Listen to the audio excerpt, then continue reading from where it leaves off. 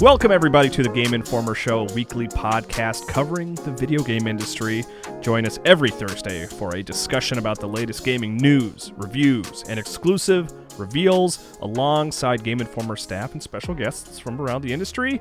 I'm one of your hosts, your guest host today. I am Kyle Hilliard, and I'm joined, of course, by Marcus Stewart. What's up, Marcus? I am doing wonderfully. Good. I'm proud. I'm glad. That's great. You see what I did there? It's kind of like one of the games we're going to talk about. Wonderfully. Oh, Yeah. I'm doing Spider-Man. We are also joined by Brian Shea. What's up, Brian? Ooh, that's a sound clip, by the way.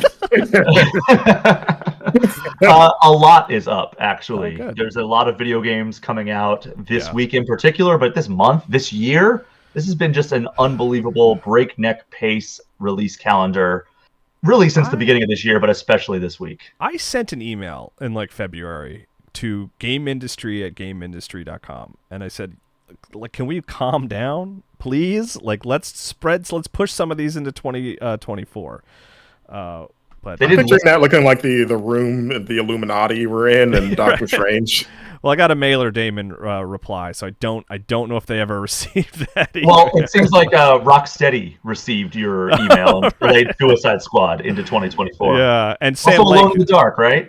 Yeah, Sam Lake got it too, but he misunderstood. He only delayed Alan Wake to a week instead. Well, I did ask him. I asked Sam Lake specifically at Summer Game Fest because there's a thing with Alan Wake 2 where it's like, you know, it takes place 13 years after the first one, which is the gap that it has existed since the first one came out in real life. So they were trying to parallel that.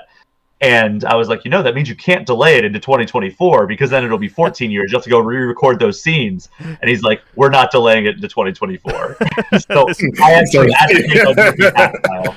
Just started sweating profusely in front of you. Yeah, we'll be talking about Alan Wake 2 pretty soon, a week or two or something like that. But This week we are talking a couple of games. We're talking Mario Wonder, which Brian has played a ton of and has like a sort of, you finished it, you 100%ed it. We're going to talk about it.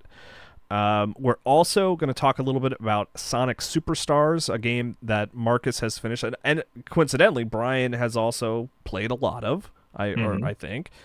And then we're gonna wrap the show with, arguably the big boy, the big one this week. I think. It's tough when you put Mario against Spider-Man, but Brian's got to go. But we're gonna have Charles Hart come in here, and we're gonna talk about Spider-Man 2, which I've finished, and I believe Marcus has been playing a lot. I think Charles has finished it too. So we'll have a lot to talk about there. But yeah, let's get the show rolling here. Let's start with Super Mario Wonder. Which, Marcus, you have you touched like at all? Actually, yeah. You did, okay. I played a little bit of co-op with Alex while we were overseas. Oh, interesting. For the trip that we can't talk about yet. Yeah. But I did play it in his hotel room for some video capture purposes. So I played like the first few levels. Okay, so you have had your hands on Mario and Friends. Okay. I have touched it. Yeah, I have not. I'm at a pure zero. But Brian Shea, you've played this game more than even other people who have had a chance to review it, I think, at this point. I am currently at the Switch thing updated because, the first 10 days it just says like you played it first 9 days ago or whatever, and now it has updated to tell me that I've played more than 30 hours of this game. Oh boy! But I'm also counting in all the cover story stuff you did too. Yeah, like, you have spent so much time with probably Mario Wonder. 3 or 4 hours on top of those 30 plus hours that I've played for review. We're also like playing on somebody else's Switch for cover story and a first hands-on preview, and Nintendo Live even I got my hands on it to play a few levels. Right. So yeah, I've spent a decent chunk of my life on this game, it feels like. So can you even say that you wonder anymore? Like, is it just Super Mario Bros. Pretty good handle on what this is? Pretty good it's handle. Super Mario Brothers. I have 100%ed this game and done everything you can do in the game. Oh, that's wild. Jeez. Okay. I bought everything from the shop. I've gotten all the collectibles. I have beaten the final challenges, which are very difficult, let me say. I can understand why, when I was interviewing Takashi Tezuka and Shiro Mori for the cover story, Tezuka was like, yeah, there were a couple things I wasn't able to do in this game, and I was like, oh, I wonder like if that means it's really tough. And it turns out it is. It's very tough. Make sure you tell him that you did it too. You can rub that in his face. Yeah. Well, when I was interviewing them, Tezuka said that, and then Shiromori was like, I was able to do it. Like, just kind of, he did throw it in his face a little bit. I mean, respectfully, obviously. He's not, like, being a jerk to him, but, like, he was kind of, you could tell he was a little happy that he was able to. Okay, so I want to get your sort of critical thoughts, of course, but, like, since we're on the topic, toughest Mario, you think? Or no, I don't think it beats, like, whatever final challenges I am not allowed to talk about until the game is released. Yeah, I don't need specifics. I just want a little bit before. Yeah. It's very difficult. One of the tougher 2D Mario things, I would say maybe Champion's Road in Mario 3D World might be the toughest Mario thing I've experienced. Still the king. I was scrolling through TikTok and I saw someone playing that. Like, here's a TikTok of me beating that level, and that like made me sweat just watching that TikTok with the terrible resolution, the vertical resolution. God. I was like, oh, I spent so much time on that level. It's so tough. Yeah. And there's no checkpoints. At least this one has some areas where you can catch your breath. God. Okay, so where are you at in the review process? Like this podcast is airing on Thursday of this week. At this point, will a scored review be on the site, or are you just going to have impressions? Where are we at with that? I will have a review in progress on the site at Embargo Lift, which people listening to this on Thursday, it will have gone up yesterday morning, so Wednesday morning. Okay. There is a non-scored review in progress. Okay, that was my question. I didn't know if you were ready to give it a score yet. You're not. Then there is a review that I have written that has a score. Oh, you do? Okay. But I'm not allowed. Oh, I guess I could tell you what the score is, but like, why? Because we're going to have a review on GameInformer.com. I don't want to spoil the fun when the review actually goes up. I mean, we do have to drive traffic to the site, so if you're just a podcast listener, check out GameInformer.com for the numbered score. But Brian, without a score, how is it? Is it good? Are you excited about it? It's very good. I think that I have been on this podcast and my own podcast talking about how every time I've played this game for the cover story, for the first hands-on, for Nintendo Live, all that stuff, I've always said, like, oh, it feels like it's probably the most creative 2D Mario game since Yoshi's Island on SNES. Which is my favorite. I love Yoshi's Island. So even though they're not really similar, just to hear that it's like you'll have some of the same emotions, maybe that's fair to say, like, gets me excited. I would say in terms of the emotions and like some of the creativity and structure at play, I would say it veers closer to Mario World 1 than Yoshi's Island.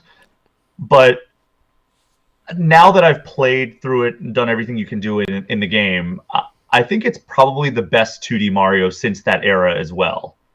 Now, I don't know what Nintendo would have to do to top Super Mario World for me, because I am steadfast in saying that's the best platformer ever created. But it's at least the best one since those two SNES games. And that's a super high compliment, because while we all look back at the new Super Mario Brothers series and say, oh, they started getting a little samey, they played it a little safe near the end there especially. And the beginning, I would argue, but maybe that's just me. I think all four of those games were very solid. Yeah, I enjoyed them, to be clear, but it just felt like from the first entry, it was like, this is very safe. This is what people want, and they're giving it to us, you know? Yeah, well, I mean, that was also their attempt to bring back the 2D Mario franchise, because at that point, they were on a roll with, like, all right, we have Mario 64, then Mario Sunshine, and then they were gearing up to do Mario Galaxy on Wii. And that in between Sunshine and getting close to Galaxy was when we finally got the return of 2D Mario, the first one since Yoshi's Island, at least as far as like mainline entries are concerned. Like Game Boy Advance, we didn't get a single new Mario game. We got all remakes. Right.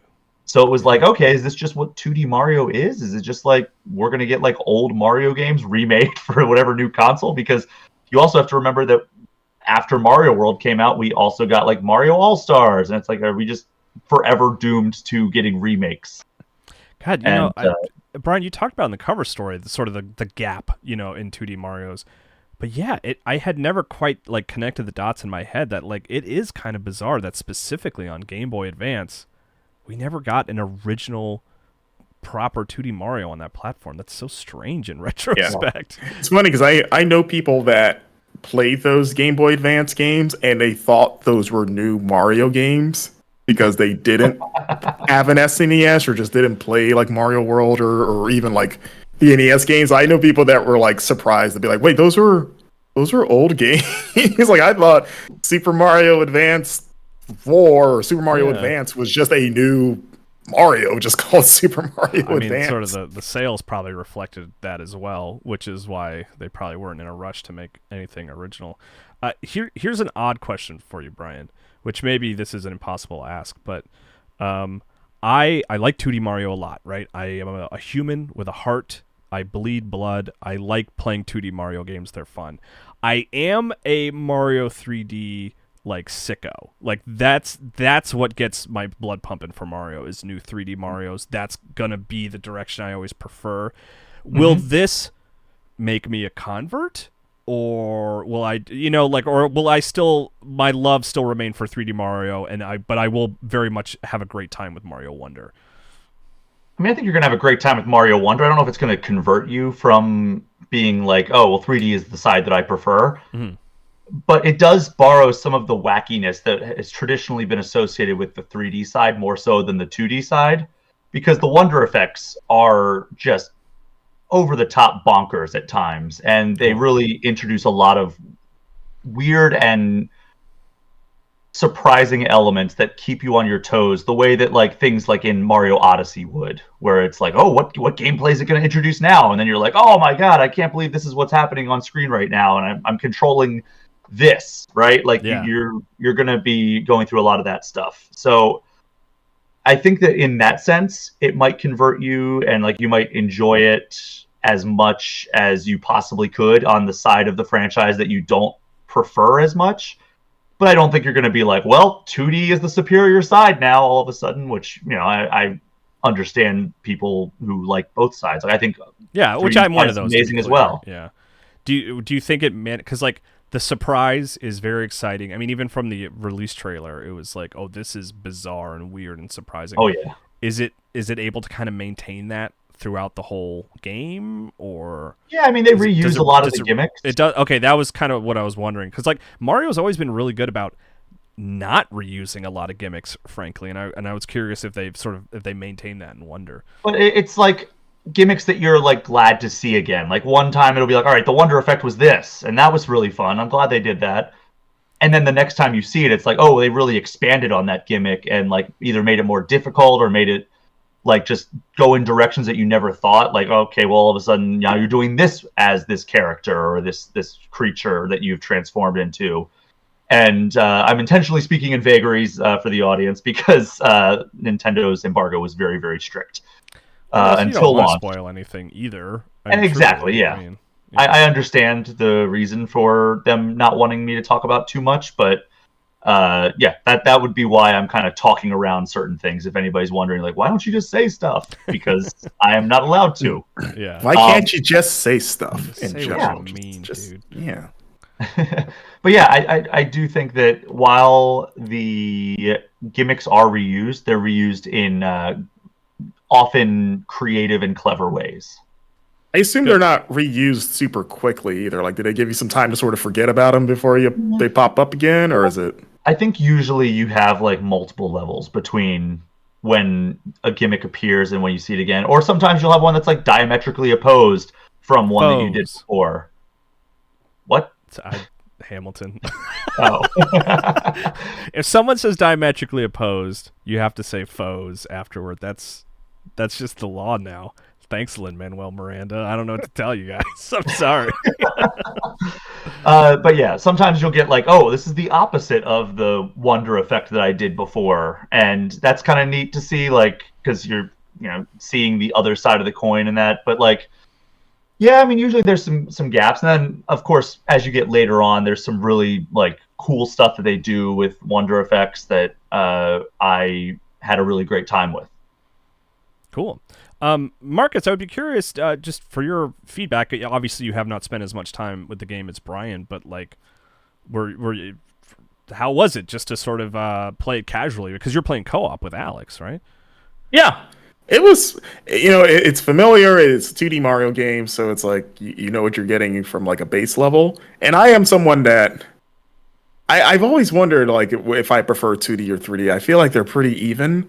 Like a really good 2D Mario and a really good 3D Mario, I feel like are on the same playing field. But I was struck by like how quickly the game does get weird. Like they don't waste any time sort of showing you like, hey, this isn't your granddad's Mario. Look at this flower. Look at the weird stuff it's doing here. Which is nice, right? Like they just throw you right into it to very quickly establish how different this one is.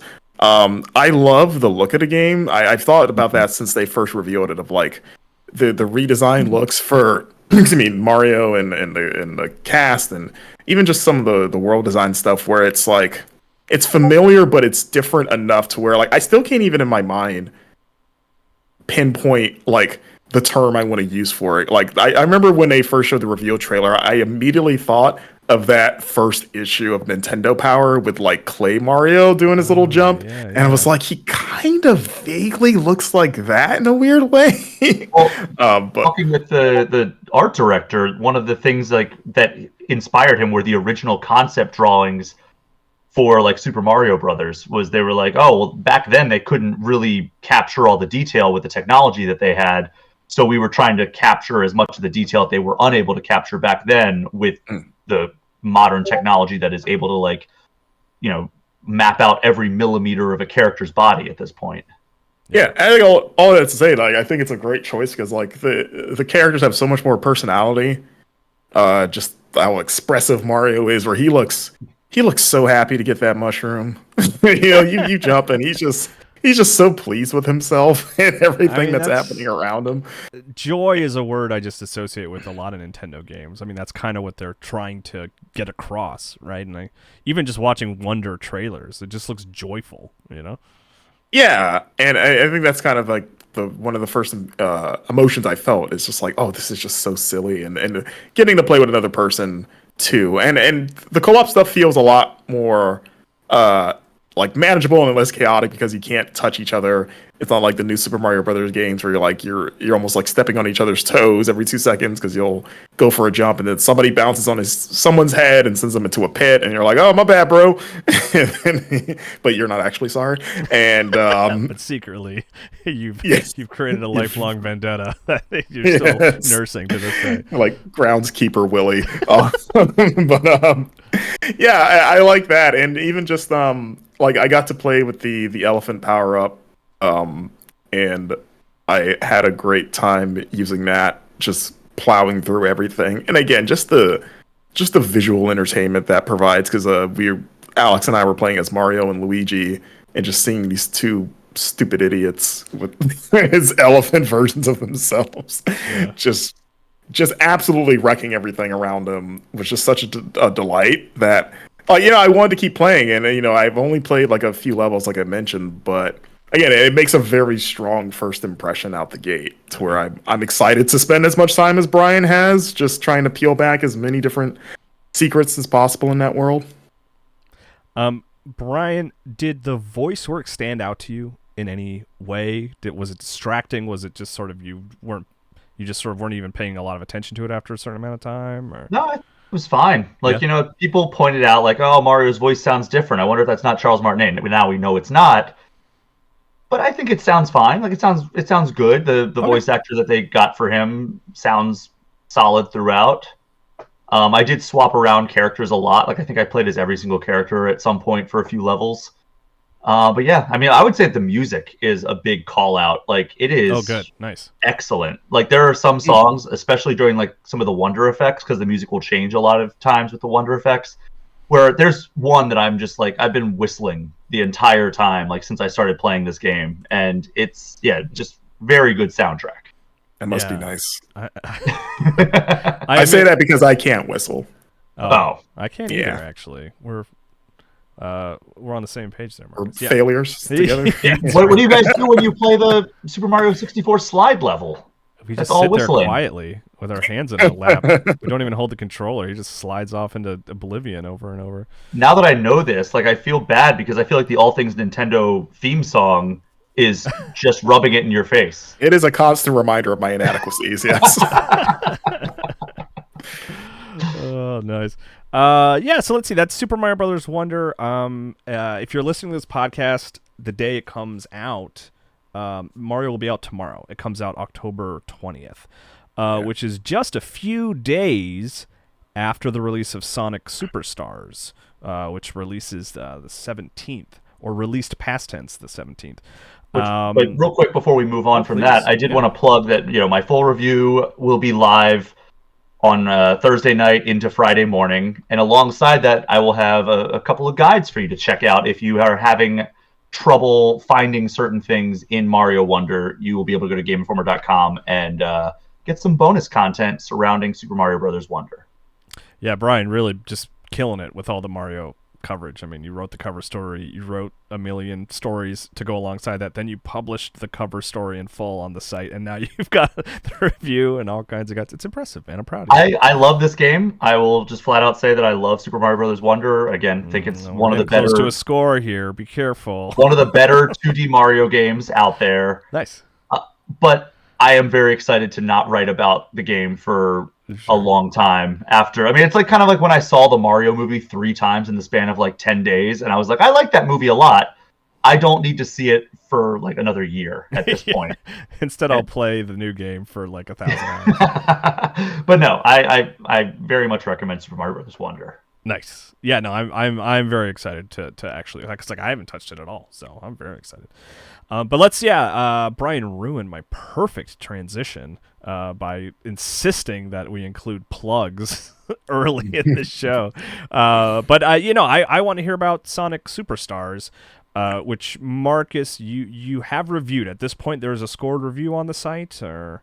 Yes, I don't have a score right now. At the time of this recording, right. I'm still finalizing the written review, but yeah, by the time you read it, that thing will be up, and you will have already given me your thoughts on my thoughts. I guess that's how this relationship works. Is I have thoughts about your thoughts, sir. But yeah, Sonic Superstars, new 2D Sonic and a new 2D Mario. Has that ever happened in recent memory? Now that I think about it, week. I mean, not that I don't think it's ever happened. It's happened in like the same year, but not like the same week. Yeah, we had Mortal Kombat and Street Fighter this year, and a new Sonic and a new Mario this year. Yeah, the two hot rivals. This was sort of, this game is billed as like a return to the Sega Genesis style Sonic adventures, because it's got Sonic, Tails, Amy, Knuckles in the classic forms. You remember them. The platforming is a 1-to-1 to those old games in terms of physics and even just like the level design, but the game takes like a big leap forward in 2 ways. One, you have all these new powers from the Chaos Emeralds you collect. No longer are they just sort of pretty gems that you need all 7 for them to mean anything. Now they each give you a special power, whether it's to make copies of yourself that just swarm the screen and just hit whatever's in front of you, or one ability reveals hidden rings and platforms that would be invisible otherwise, and just some other perks. And then the other big addition is co-op with up to 3 other players for a full 4-player session, and you can run the entire game together. It's drop in, drop out, online, or rather local only. No online co-op, unfortunately, due to reasons of it. I'm trying to think, what was the official reason of like, it'd be too hard for people to stay together and connection issues could get in the way, so local. Oh, they had like a line kind of about online? They did. There was they got out there and kind of explained themselves a bit. I will say on the sort of like first half of like the first pitch of this game of like, hey, remember Sonic? It's as you remember it. They nail that. It feels perfect. Like I was a Genesis kid, much like Brian, you were too. Of like Sonic was there was a time when I didn't think we could get any cooler than Sonic the Hedgehog, just as as human beings. And then Shadow came along. No, I was the opposite, where I was like, I don't think we could get any lamer than this. But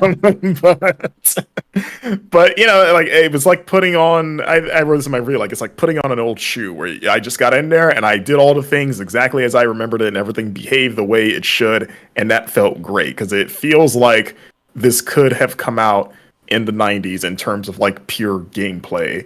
The presentation looks great. I think the environments for the different zones look nice. I think the zones themselves are generally pretty fun. Like my favorite are probably like Speed Jungle, which is like the second zone. It's kind of got like the big vines everywhere that you're sort of surfing on with your feet, like Disney's Tarzan. There's a really cool one late game I won't spoil, but it's got a pretty cool little like transforming mechanic in there where you kind of like do like a sort of like a pixelated version of yourself that's pretty great. And yeah, like all the zones are generally pretty enjoyable to get through.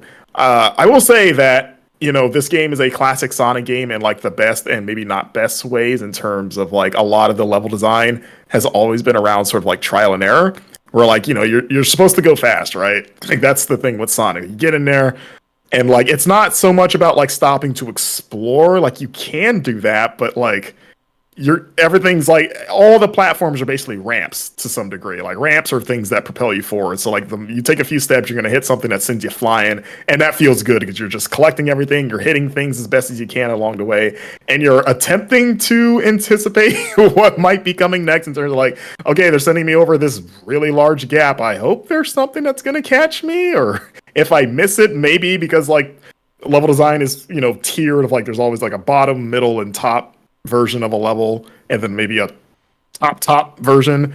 And if you miss one tier, you're like, well, okay, I assume there's something here that'll sort of catch me and I can keep going. And then sometimes that's true, and then sometimes that is not, and you just won't know until it happens.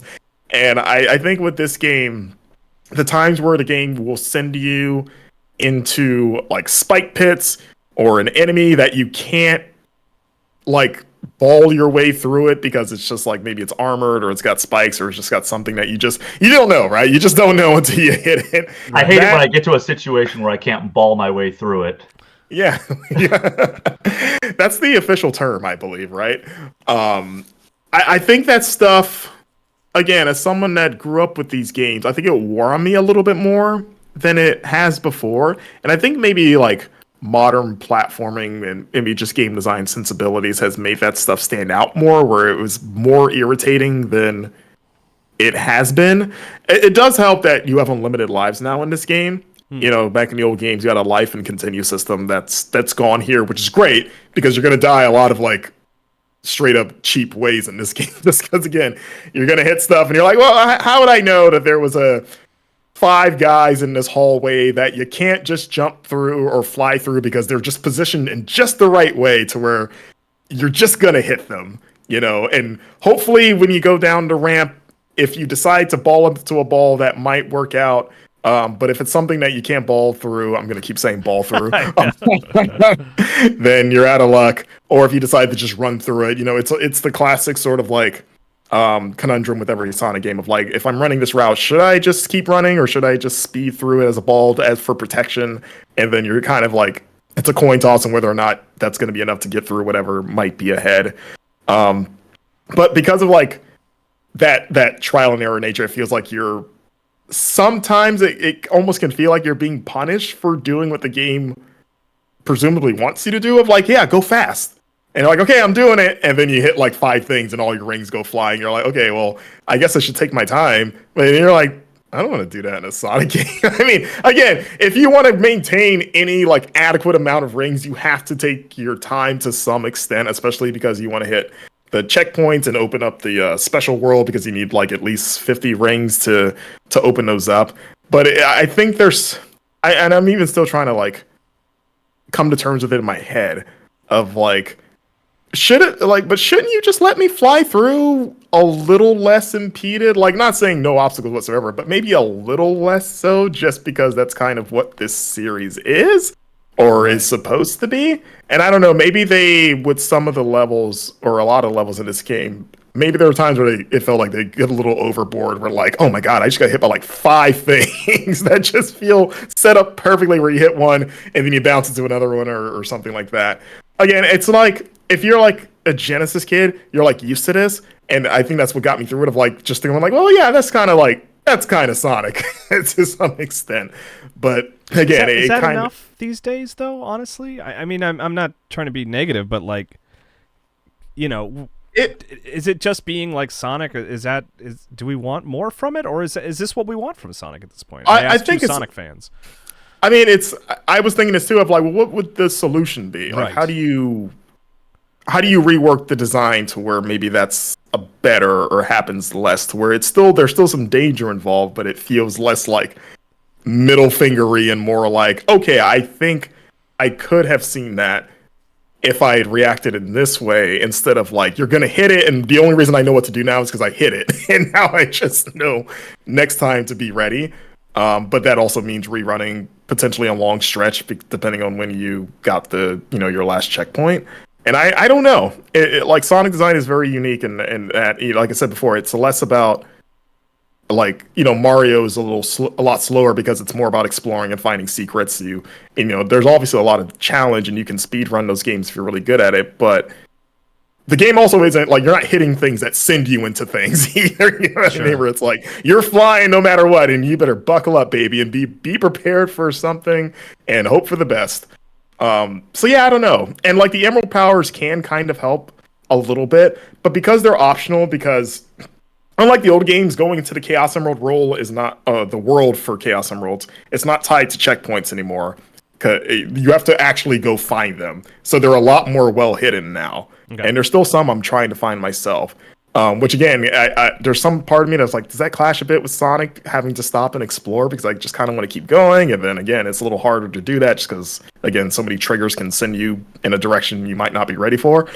But because they're optional off to the side, the powers also aren't designed to feel necessary in the way that even a Mario power-up feels like. And those are optional too. But I feel like when you get a Mario power-up, it feels like a game changer. Like, okay, like I do need this to get through this. Like maybe if I was good enough, I could get through the stage without a mushroom. But like now that I have this mushroom, I feel like I'm ready to take on the world, and I don't know how I could have done it without it. Sonic, I forgot I had Emerald powers for a lot of the game. I would have to remind myself to use them. Like, oh yeah, I have a little weapon wheel that I guess I could turn into this water droplet and climb this waterfall, and I don't know, sometimes there's nothing really up there that you couldn't have reached on your own.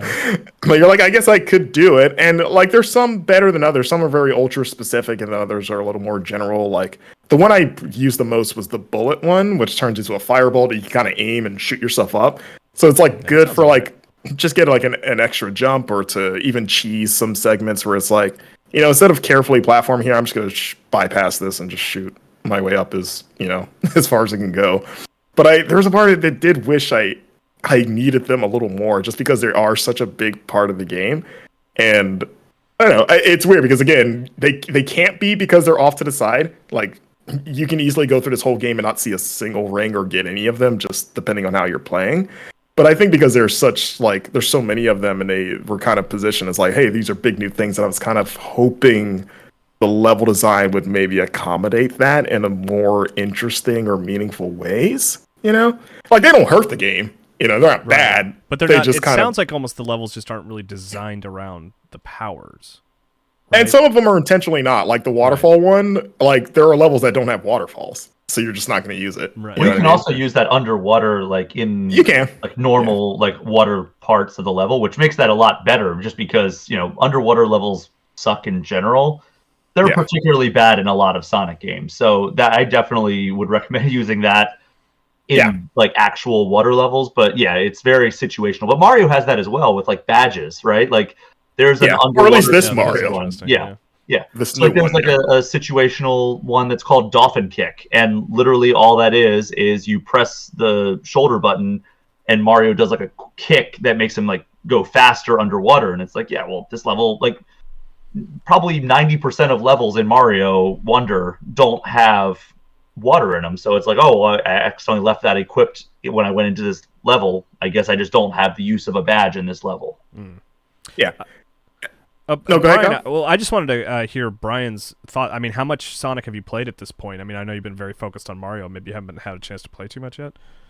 I played a few zones on the review version of this game, which is the launch version now. But the majority of my playthrough came during the other cover story that I wrote recently, which was Sonic Superstars, and I played about half of the game during that gameplay session. Okay, yeah. So you have played a lot, just at a different time. Yeah. Okay. Yeah, and I had a good time with it then, and I definitely understand and agree with a lot of the flaws that Marcus is putting out in this conversation. But I'm having a good time with it still. There are some problems with the co-op. Marcus and I actually used SharePlay on the PlayStation 5, where like I can join his local session, and that's how we enjoyed some co-op together. Yeah, pro tip for those that don't know that you can get around the local co-op like that. Yeah, you can only do it one other person knows, so you can't do like 4 players, but you can have someone else in there at least. Which is interesting in terms of like the limitations of Sonic Superstars when compared to Mario Wonder, because Mario Brothers Wonder also doesn't only have local co-op. It has online functionality with other things, like being able to have ghosts of other players that are currently in the same stage. You can rescue other players. Like if a player dies, they can like swim over to you, and if you touch their ghost, it will respawn them, and like you get points, like just like arbitrary points for like helping other players.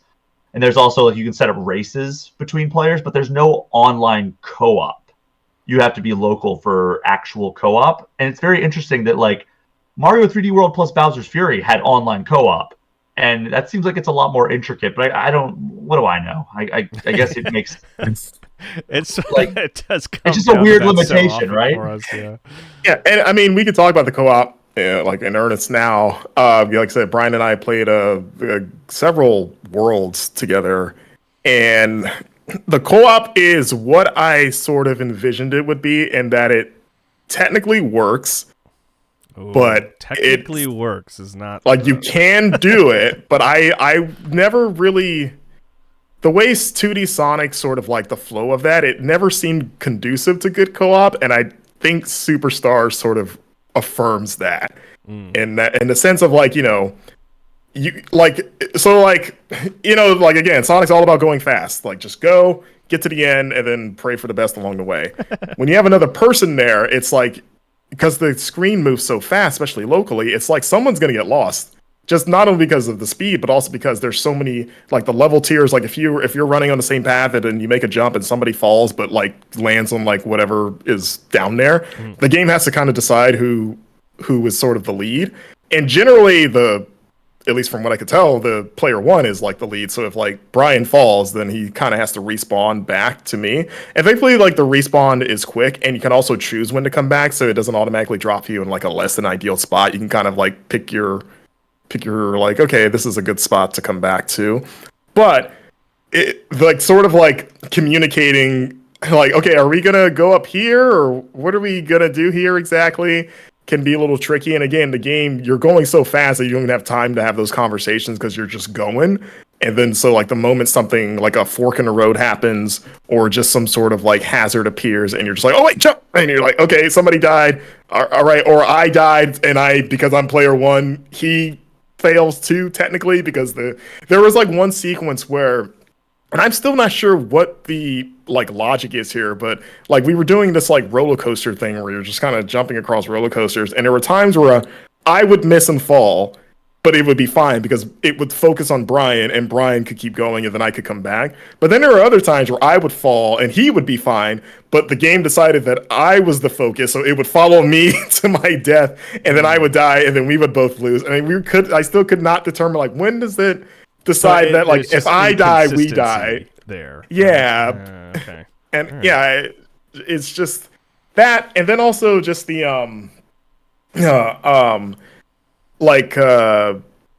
you're sharing your emerald powers together, but like only one person can use them at a time. So if he uses bullet, then I can't use it, or I don't. I think you cooldown. I think.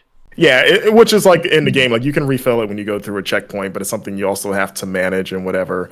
But there are some of the like stage mechanics also don't seem great for co-op. Like one that was an absolute nightmare is this in the second stage is like basically the stage is all dark, it's pitch black, and it does the gimmick of like, oh, you got to get like a light source and you have to stick with that light source to see what's ahead. In the case, it's like a floating butterfly.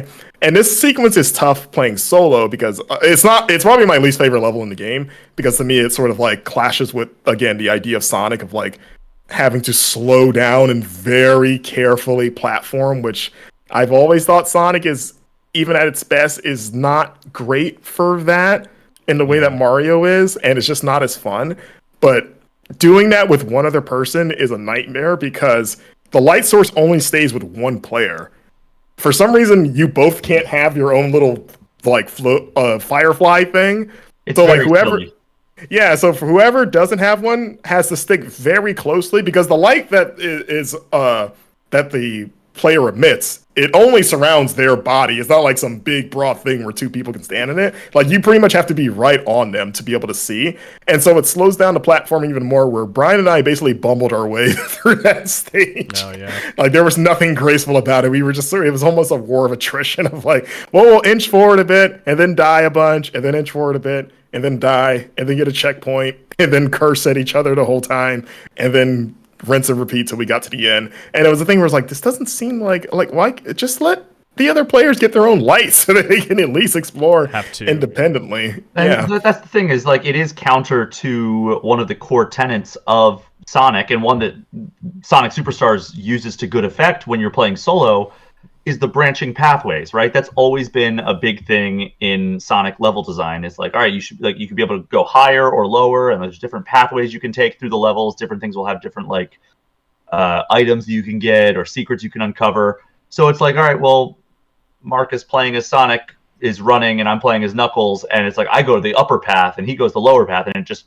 arbitrarily seems to follow one of us, and then the other person doesn't get to explore. My proposal for how to fix almost every problem with the co-op is keep the local co-op as is, add online co-op, but everybody, so you're in the same instance, but everybody has their own screen. So when on my screen, I see my character. The camera follows my character 100% of the time, but if I run past Marcus, it will show him in the level as well. And maybe even have like a thing in the upper right corner or something that tells you like, all right, well, here's where the other characters are from your session. So that way, if you want to meet up with them, you can, but you're still running through the same area. The camera is always following. That would be the ideal situation, because that alleviates all the problems of like, oh, well, Marcus ran ahead of me and now I'm like despawned until I choose to respawn where he is on like solid ground. That's a good, because sometimes even it's not even just about falling behind. If you go too far ahead, it'll sometimes warp you back to, whoever's behind. So you're like, oh, okay, I guess I shouldn't have fun and go fast. And maybe if you do fall too far behind, it'll give you the option to catch up to the other player. But like the Halo 1 effect, right?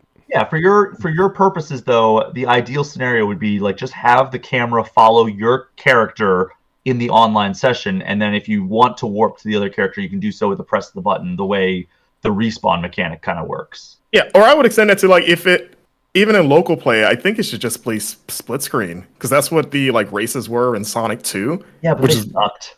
I mean, yeah, but it's like just the nature of Sonic, like you need your own screen. There's just so much going on with the levels that you can't try to keep everyone in like a little sliver together and then say everyone move at the same pace when there's so many places you can go. It just doesn't work. It's just like TVs are bigger now, and it wouldn't be like a weird stretching of the aspect ratio like it was in Sonic 2. Yeah, like as long as you can see your own screen, and then like, you don't have to worry about like staying together as much. Like, just make it almost like a race where it's like you're still helping each other out, but then maybe the added thrill is like, hey, it shows like who's ahead, who's like first, second, third, just to have a sense of where everyone is in the level. Like, okay, he's fourth, so he's probably pretty far back. But like, you can still, like, if you run into each other, you can still kill enemies for each other and all that stuff. I think just what it is now is just, it just doesn't work. Like, again, it technically works, and it could be fun in like a chaotic sense. Like, it's funny to sort of bumble your way through stuff. But if you're hoping for like, if your head in your, like the vision in your head is like, oh yeah, me and my buddy, we're going to be taking down badniks, like in sync. And it's like, not quite, It was, co-op aside, which is what we've been talking about, I've had a really good time playing it single player. Yeah, same. I think that overall it is a positive experience when you're playing by yourself. I don't want us to get too bogged down on this one mode that we're like totally bashing. I think, but to be fair, it is like the centerpiece thing that they've been promoting. Like, we got 4-player co-op for the first time ever, and it's like, it's all right. but yes, I agree with Brian. Okay. Like, even my reservations about like the chaos powers and some of the level design, I did have like an overall fun time playing this on my own. Again, as a fun throwback to 2D Sonic, and again, like, decent Sonic games can be tricky to find, like, the Sonic cycle, all that stuff. I do think if you go into this with some like measured expectations, and if you know what you want, again, if you're an old school fan, you're gonna get that. Like, I did have a good time overall. I think it's worth playing if you have that sort of expectation with it. But there with some like pretty big caveats. Hey man, Sonic has been better lately. Like, ever since Sonic, he has been better. I mean, we had Forces, which wasn't great, but Frontiers was good. Superstars is pretty good. Yeah.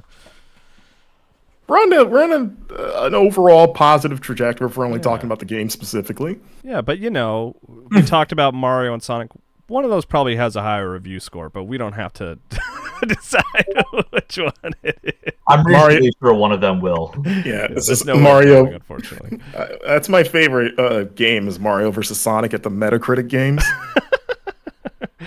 Oh boy, yeah. I have my bets in on one. I've had my bets in on that pretty early. I'm betting on Olympic games now. Yeah. But here, let's take a quick break, and then we'll be back with Charles to talk some Spider-Man, and we're kicking out Brian because he's a busy man and he's got stuff to do. Thanks for coming by, Brian. Thanks for having me. I hope you guys all have a wonderful time trying to play all of these games that we are trying to cram into one episode. I know, it's insane. All right, we'll be back in just a second. It will seem like nothing to you. It'll be minutes for us. It's incredible work. What this editing does for us. We are back, although the way we edit this podcast, it seems like we didn't leave at all, but it begs the question why even claim to be taking a break. But I mean, somebody left. That's true. That is true. These are just questions I ask myself when I listen when I'm on the show for any podcast where I'm like, you guys didn't take a break to me. You could have just kept rolling. I didn't realize you get so existential when you think about this podcast. Yeah, right. Brian had to go, which is fine because we have Charles Hart. What's up, Charles? I'm actually Brian. Oh, that was a bad. I started doing the voice, and I was like, I can't do a Brian impression. Sounds like someone's been symbioted. Was that the verb? Is that? I'm Black Suit Charles. There you go, Black Suit. You gotta need to be a little sassier. This version of me hates Spider-Man. I'm testy. Yeah. But hey, Spider-Man. I'm not bringing up symbiotes for no reason whatsoever. The Spider-Man 2 review embargo has lifted. It did a few days ago now. That's right. It actually kind of snuck up on me. I think it was Monday morning. I was like, oh, our review's live. That's crazy. Matt Miller reviewed the game for us. I know we were withholding our score earlier, but I'm gonna give up Matt's Spider-Man score. He quite liked the game. He gave it a 9.5. Out of 10, if that's not clear. Yeah. And let's see. I mean, we've all been playing it. I think we can say it sounds like, Marcus, you're the least furthest. Is that the right? Which I'm ashamed of, because I mean, no offense, Charles, but I might be the biggest Spider-Man fan in this chat. I don't know. Wow. We can fight for that, Charles. I mean, one of us has 2 Spider-Man things hanging on the wall behind us, and the other one's named Marcus Stewart. But it's fine. It's cool. Whatever. I was about to say, I don't, to plug the video version. Only one of us has a Spider-Man poster right above their heads. I don't need to flaunt it. It's all in here, baby. Okay, I see. Yeah. And let's see. So I have beaten the game. I've gotten 100%, but I haven't gotten the platinum trophy. Is kind of like, I don't know what that says really to you who doesn't know how the game is structured, but I've played a lot, and I've played like beyond what is required of Spider-Man 2. And then Charles, where are you at? What's sort of your completion rate on this game? I'm at the same. I really like these games. This was the first time I actually played a game. Probably not the first time ever, but I played this game starting out on the hardest difficulty because I really wanted to test myself because I played both of the other games at least twice. Yeah. And it was hard difficulty. It's pretty hard actually. Like, did you regret that decision, or were you pretty happy with it? At times, I mean, so the boss battles in particular, they just do a lot of damage, and so especially when you get to later game stuff, you can only get hit like 2 or 3 times. But yeah, other than that, like completion wise, I also got 100%. I did not have a platinum trophy. Part of the reason I played it on the hardest difficulty is the first Spider-Man game has trophies for each difficulty level. So I jumped in being like, I'll just play the hardest one now. Wait, it did? And then I'll get all the trophies. Yeah, just depending on what you did. Really? I definitely got a platinum on that game, and I don't. Oh no, sorry. You know what it is? They added in one of the post-launch updates, they added the new hardest difficulty. Okay. So in Spider-Man 1, I have a platinum trophy, but there's a second section of trophies where it says beat it on like the ultimate difficulty or whatever.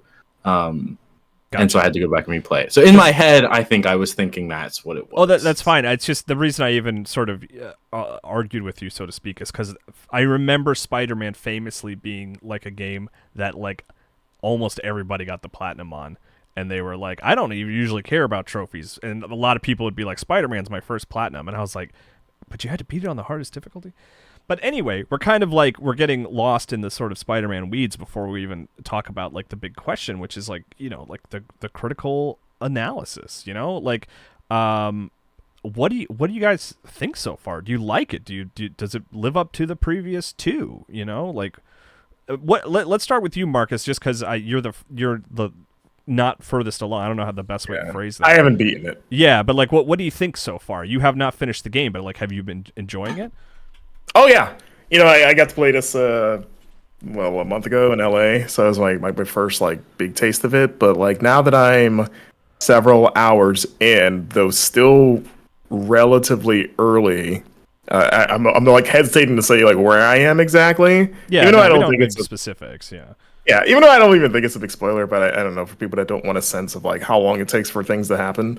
Yeah, like I've having a very good time with it. I'm having actually a blast with it, you could say.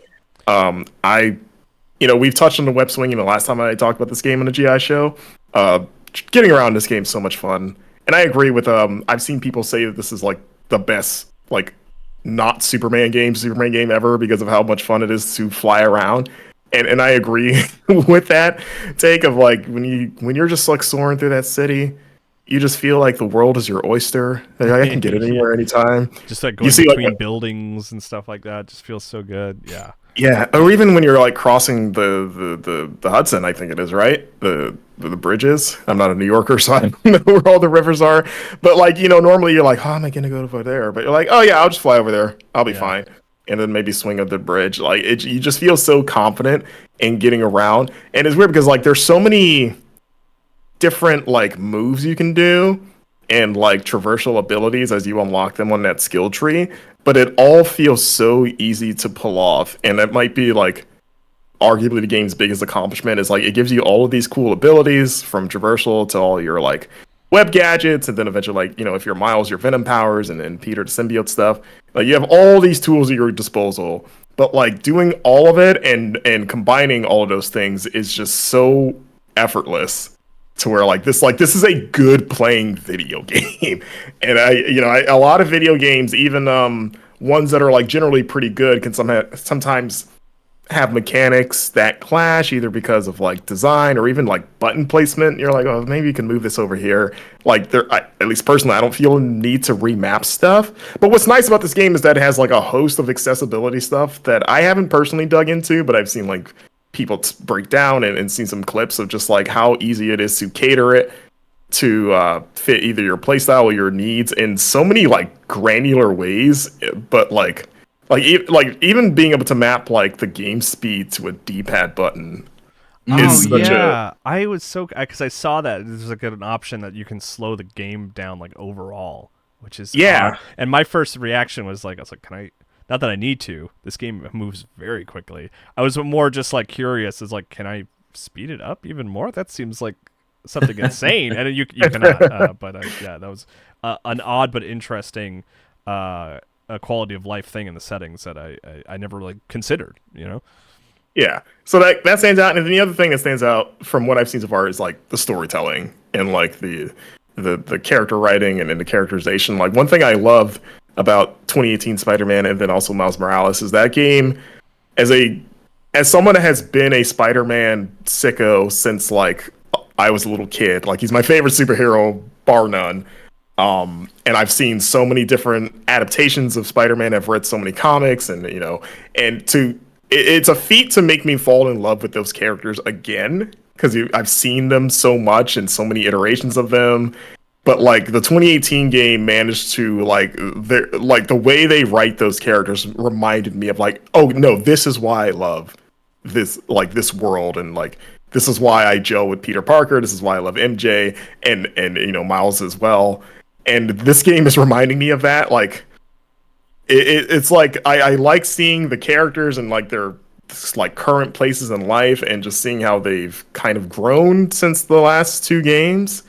And also just like those games and this one too are such like beacons of optimism in such a great way. Like I like, and that's just inherent to Peter and Miles's characterization of like, no matter how awful things get, and they'll acknowledge like, hey, this thing that's happening sucks, but they always manage to sort of like bounce back or like find a silver lining in a way that doesn't feel like they're ignoring it or like trivializing it necessarily.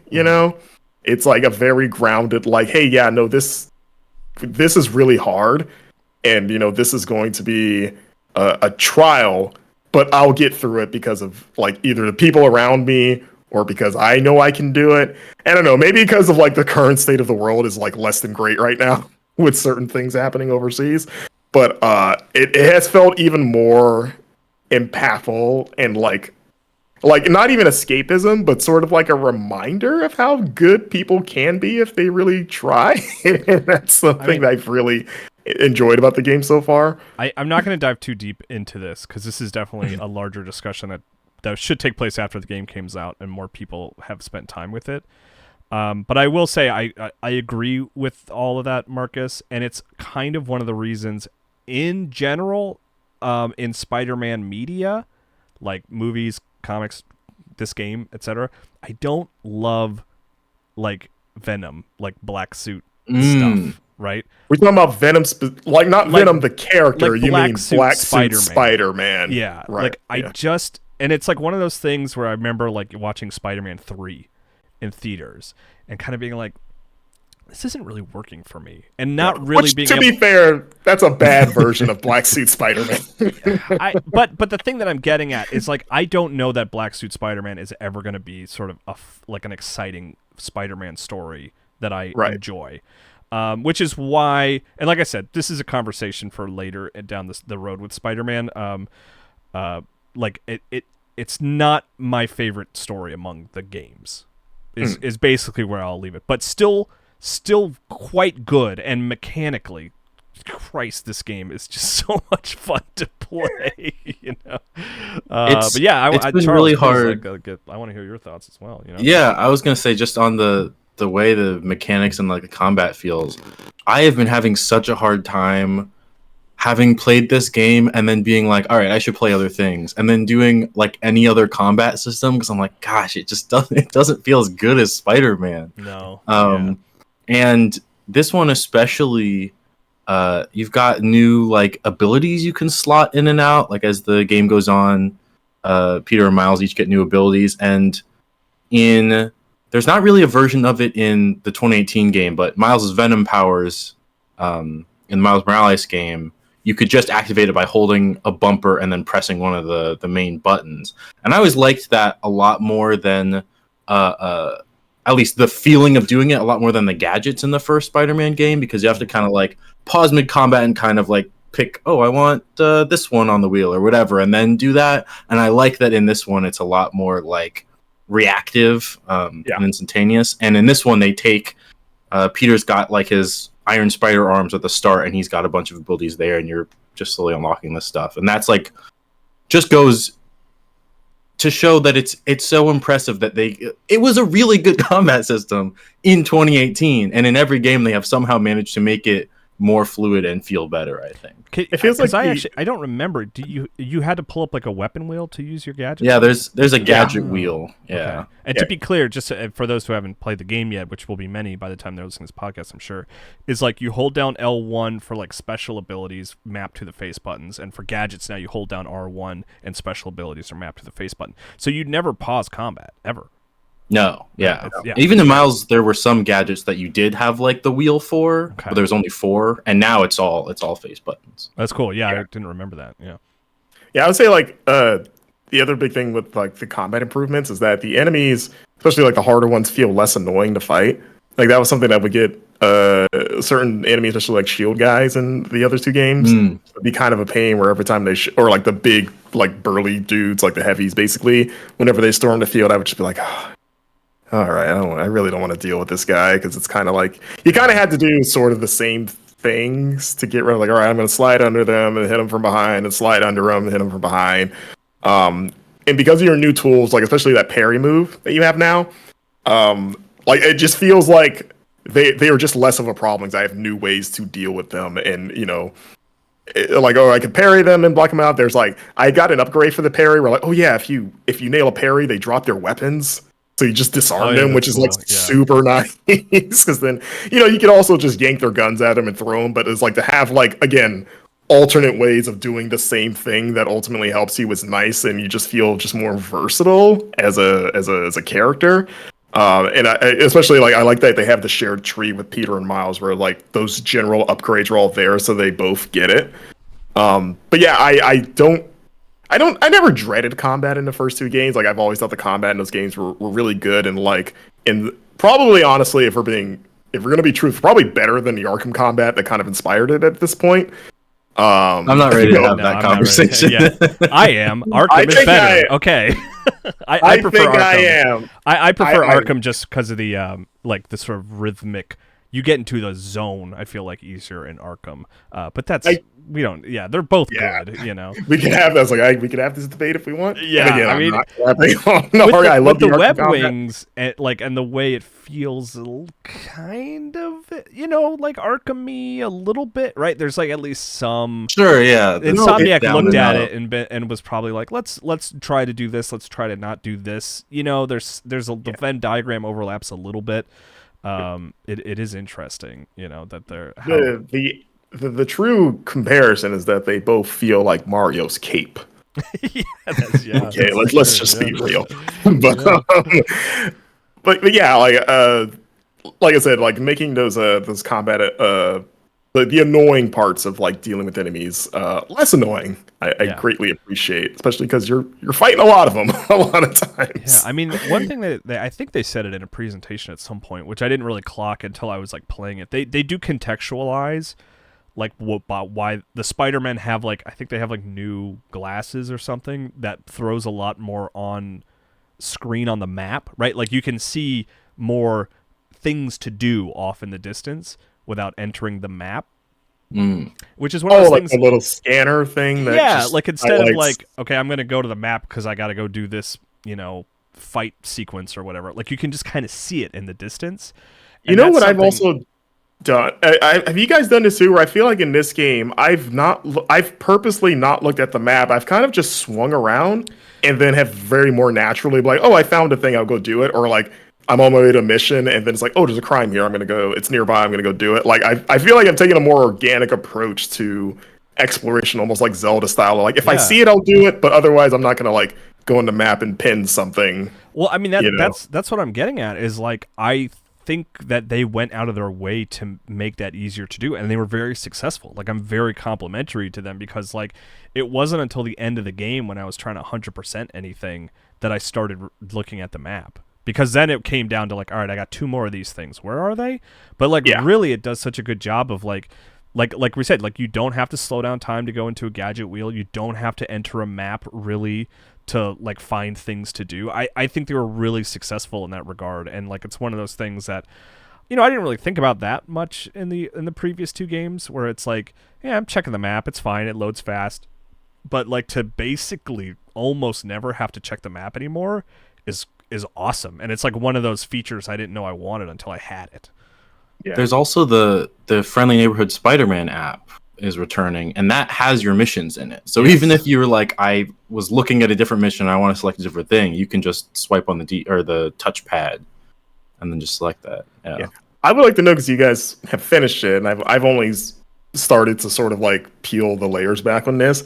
But I it seems like the side quests have a lot more meat to them. Where like the ones that I've kind of started doing, it's like, oh, there's like a whole story here. Like they feel like it's not just like, oh, go fight some dudes and then just get tokens and then move on. It's like you're still doing that, but there's like narrative, almost like little side campaigns tied to them, where it's like, okay, this seems like this has like an entire like a real story thread of like a beginning, middle, and end. Is that accurate? They do have, there's like the Friendly Neighborhood Spider-Man quests, which I really, really love.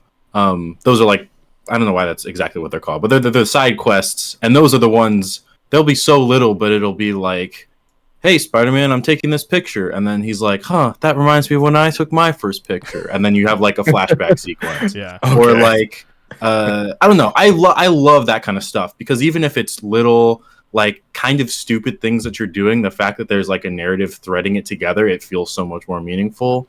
I mean, and then also even collecting the spider bots, I felt like, you collect a certain amount and then you hear from what's Miles' Genki, and he'd have a little update for you. It's like, here's what we're building towards as you're collecting these things, and it's like, yeah, even that, which is probably, I don't know, I guess you could say the weakest collectible in the game, is like, there's still quite a bit of incentive there to chase those, and I wanted to find them all, and I was excited to. Yeah, same with the photo op stuff. Like I really like doing that in the first game, and I've loved doing it just as much here. But I even like, because you're sending them to Robbie Robertson at the Bugle, and then he'll call and give like context of like, because he just wants you to go around and take pictures of New York. Like, yeah, capture the city, capture the like images that really, illustrate the heart of what New York City is. So it's just like, sometimes it's like something as someone's like, oh, these 2 people are playing chess in the park. Or it's just like weird stuff that you'll come across of like, well, these civilians are doing something very odd, but it's also very New York. It is a lot of like, if there was a dialogue option button to just be like, damn, that's crazy. Like, he's just kind of, he's like, I remember this. And then I'm like swinging around. I'm like, yeah, that's great, Robbie. That's cool. He's very polite about it, too. These weirdos are, God bless them, is basically what he says. I did, coming up on the end of the game, it was like, it's another one of those things, like, it's taking a step back and reflecting on it, where I was like, I don't feel like I ever got annoyed. I don't even know if annoyed's the right word, but like, where you were repeating the same quest type over the course of the game, right? I felt like every time I was doing something, there was some little nugget that made it interesting and didn't feel like in the past game where there might have been like 10 versions of this mission, this time there's only like 6, like that kind of thing. Like it just makes it a little more unique throughout, and you're doing more different things throughout the course of the game, which I liked quite a bit. Yeah. I want to know, like, because there, from when I play, there's quite a few missions where it's like you're not necessarily Spider-Man, or you're not swinging around. There's like a lot of, I guess, walking and talking missions, for lack of a better term, kind of like more like narrative delivery of like, again, I don't want to get specific, but there was like a segment I did with like Peter and MJ and Harry, and it's like, oh yeah, they're just going to have fun. Yeah, and it's like this long, like surprisingly elaborate segment where you're just walking around doing like stuff at this place, and you're just having a good time. And it's like, it's developing their characters and like setting up the next big thing. But it's like a lengthy sequence where I was like, okay, I'm gonna do everything I can in this little like hub that you've given me. But like, even there was like sequences before that where you're kind of doing that stuff, and does that happen at a pretty frequent rate of like segments like that? And did you guys like that stuff, or did you feel it took you out of the action? Or I don't think there's any as long as the one I'm pretty sure you're describing off the top of my head. they are front loaded, I think. Yeah. Yeah. But there are like a good number of them, and I really like the way it kind of slows the game down a little bit, and I don't know, with something as fast paced as this, it's always good to me to have those like personal character moments that aren't just like Peter swinging and answering phone calls the whole time. Like, it is like, oh no, these are people he knows, these are his friends, or he has an actual relationship with Miles and they have to, balance their responsibilities or whatever. Yeah, I really like those. I also a fear, I guess it's, again, fear is probably too strong a word, but I don't really like multiple protagonists in games in general. I usually just want to focus on one character and really learn that character. But I think that they did a great job at like letting the Venn diagram of the two Spider-Man overlap in the right places. Like, because like swinging it doesn't really feel different between the two of them, and combat feels, it's somewhat different, but not like radically different. And then it really comes down to like which character you want to be at which moment. Like, they're written quite differently, and they have their own different motivations and stuff. So like, I was surprised and happy to find that I was switching between them with frequency and enjoying both the same level, if that makes sense. Because I was worried I'd be like, well, I just always want to be Miles. Why would I ever want to be the old man? I'm going to be Miles. He's the cool one. But, the 25-year-old old man. But I was switching between both of them often and liked both of them for different reasons, which I was happy about. I think it helps that this game, they almost followed the MCU template of like they had two previous games that focused entirely on one of the Spider-Men, to where you got to know them, or like this version of them, before bringing them together for this third game. Because I have a similar anxiety with multiple protagonists like you, Kyle, where it's like, that can work, but sometimes even it's just out of laziness. Like, I just don't want to switch. I just want to be one person. Yeah. It's like, am I spending too much time with this person? I should probably check in on Franklin. I'm talking about GTA 5 or something. But like, I think because they already like have developed these characters very well in the two previous games, it's like, oh, I already know Peter and Miles. We've already seen them interact quite a bit in those two games. So where I don't know, a lot of that weight of like, I won't get the same character development if I'm only one, it's like lifted, because it's like, I played a whole game with Miles and I love hanging out with him here, but I can feel okay leaving him alone for a bit to go see what Peter's up to. Yeah. So I think that works in their favor too. Yeah, that's a good point. Yeah, I again, being very vague, you guys have finished the game. How does the story stack up? Because I think the story of the last two games are very good. Again, like, it's some of the best Spider-Man work I think I've ever seen, especially recently. Does this live up to that? Like, where does the story kind of like rank compared to the last two games to you? Personally, it's I don't want to come off as too negative. I liked the story. It's my least favorite of the three. Okay. I'm sorry. I would probably I would probably agree, but with the caveat of like, still like, better storytelling than 95% of games. Like, I did enjoy it. Yeah. My favorite is Miles still. I think my thing, I do agree with Kyle's note about the symbiote. We don't have to get too specific into it, but the way it can affect a character, I think the appeal of it with any kind of like dark magic force in kind of this kind of fantasy fiction is the idea that like you have these, angry beliefs or whatever, and this is something that's going to evoke them and make them come out a little stronger. And I felt like in this game, every time it happened, it wasn't so much that it was accentuating things they already felt, as much as it was like, whoa, I don't know where that came from, but you're it's like it's way like angrier than you were now. Yeah. There's one specific instance where, well, I'm not even gonna say it, but we don't want to get into the specifics. Yeah, I mean, I think the symbiote story works in instances like, especially like in TV shows where you've seen Peter have like some hard times before he gets the suit. Mm-hmm. So it makes sense why he would be angry. Of like I think about Spectacular Spider-Man, which is an amazing show and one of the most like it's criminal that show got canceled. We won't get into it.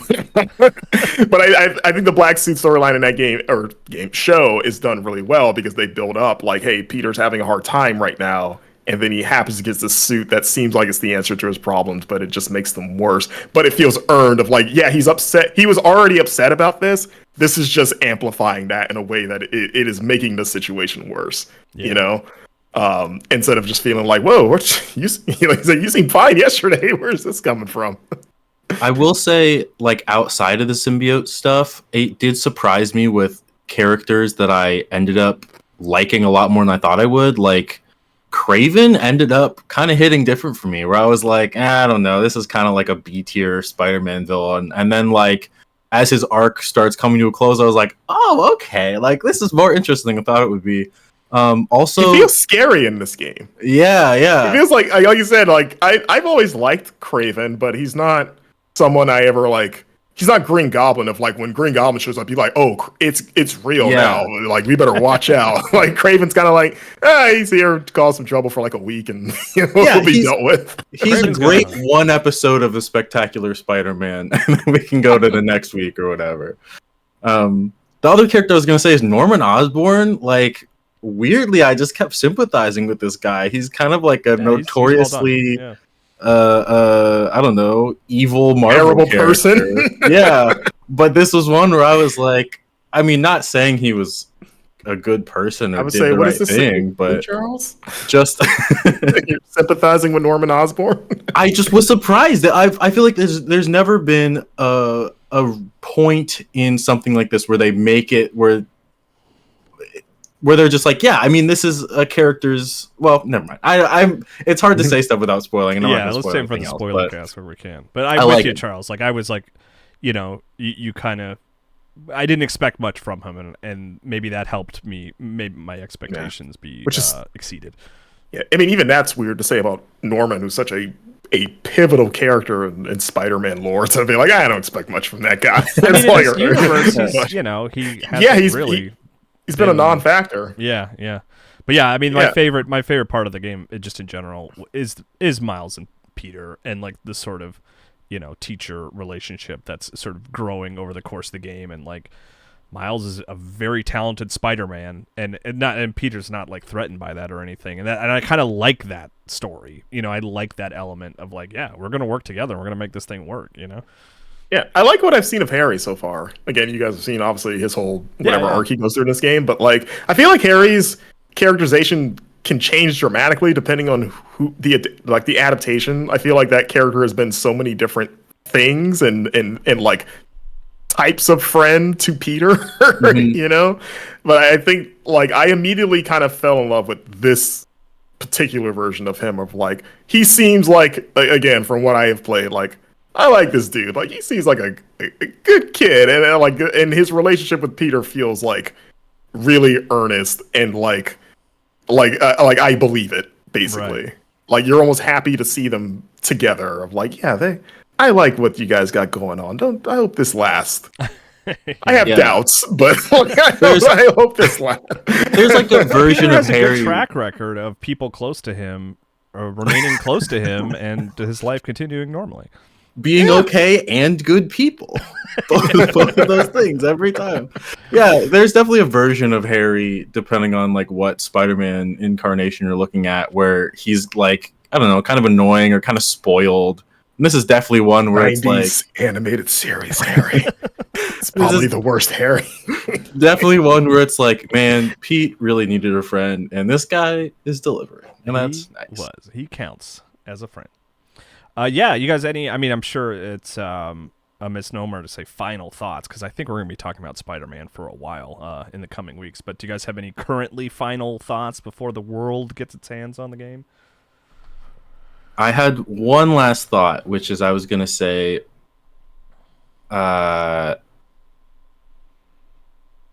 No spoilers, well, now I'm trying to think. It's not. I'm not spoiling anything. Careful. Spider sense is going off. Just that Marcus was talking about. Mashing circle. How he liked that he felt like enemies were less annoying in this game, and my point was going to be late game. There is a type of enemy that I did find annoying, and that it was a thing where, like, I was 100%ing the game and swinging around, and the enemies would show up on my crime radar, and I was like, I'm not doing that. Those guys. You text back the person that's helping. He's like, no, thank you. Call the cops, man. I got a spider bot to find. And yeah, it specifically like super bulky health bars. It was just a thing where I like earlier enemies. Yeah, okay. But good game. Yeah, you can read Matt's full review on GameInformer.com. Like I said, he gave it a 9.5. Marvel's Spider-Man 2. Oh, do you guys know the release date off the top of your head? I like to share that. October 20th. Friday 20th. Okay, so if you're listening to this podcast the day it comes out, tomorrow. And we will have the day this comes out, we will have streamed it earlier in the day. Yeah. So really you early can watch. In the day. You can. Yeah. Don't get me started, because I'll be the one that have done it. So you can watch that archive on our YouTube, our second YouTube channel, Game Informer Shows, where all of our Twitch archives and longer form content lives. Yeah, which is a great transition into some housekeeping, and which is we should plug. We plug that channel every week, I think. But yeah, we have our main YouTube channel, and then we have Game Informer Shows. And I people have asked me, because I was like pushing it and like reminding people that existed recently, and they're like, why do you guys have two channels? And like I think it's worth sharing that it's a matter of like trying to do the best we can with YouTube's algorithm. Like we try to have a channel that's all big new stuff for you guys to find, and then we'll hopefully get lots of hits. And then we have this other channel that's like our more long form stuff and more personality driven. And so we hope you subscribe to both and find both. Because that's where you'll find stuff like Replay, where Charles and I were playing Assassin's Creed recently, which was a lot of fun. The original Assassin's Creed. Marcus and I just finished up Mortal Kombat 9, and we are moving it. We can say now, right? We revealed it last time. Yeah, we announced it on Replay. I went and tracked down a copy of the original PlayStation Spider-Man game. I'm trying to get the glare off of it, which now I have to ship to Marcus. So this is the 2000 PlayStation 1 Neversoft game. Yeah, which I've never played. I was, I was a Nintendo 64 kid at that time, so I'm very excited to see this game. I think it's gonna be that was my favorite Spider-Man until 2018 Insomniac. So a long run that it had. Well, that game, Spider-Man 2, right? On PlayStation 2. I still put the other one over. The web swing in Spider-Man 2, sure, but as a complete package, I still took the Neversoft one. Sure. Yeah. That game has a really good case of old game explaining controls and not really caring that it doesn't make sense. I'm pretty sure there's a part where Black Cat goes like, "Press the square button to punch, Spider." Oh yeah. Is she a Southerner in that game? I don't know if she's Southerner, but she calls him Spider. Hey, sweetheart. That's like I love that's a Metal Gear Solid thing too as well. What characters will be like, Snake, you're gonna have to hit X to crouch, and he's like, "Oh, well, I think okay, sure." They zoom in on Spider-Man's web shooters, and you realize he has face buttons that activates his different gadgets. So it actually, like, the A button is what shoots the ricochet web. So it makes sense. There you go. Even though there's no A button. You know how you use game controllers to control submarines? He applied that logic to his web shooters because it's easier for him to understand. It's just. But yeah, a couple other plugs. Twitch TV, twitch.tv/Game Informer, where Marcus and I will be playing Spider-Man. Charles, you're welcome to join. You're not always here on Fridays, but you can always swing in and play some Spider-Man. Oh, that's right. I said it. I saw what you did there. And then, we always want to shout out that at GameStop stores, you can buy single issues of Game Informer. The price is $7.99 for those issues. So I think right now you should be able to buy Mario Wonder. I imagine the stores probably have the Mario Wonder. Big chunk and elephant Mario on the cover. I know, that cover's so great. Can't miss them. Can't miss. But yeah, before we close out today, we'll answer a couple questions. How's that sound, guys? Yeah. Okay, let's see. So ask me anything. AMA. All right, this is from Chain Whippin. With so many of today's major AAA games going open world or hub style open world, what makes the best worlds stand out or worth exploring? What are you sick and tired of doing in them, and what are some places you might want an open world game set? Sorry, I cheated with 3 questions. Love you, crew. Yeah, it's fine. We'll give it to you. My It's a kind of a joke answer, kind of a real answer. The open world game that I want is the small town that I grew up in.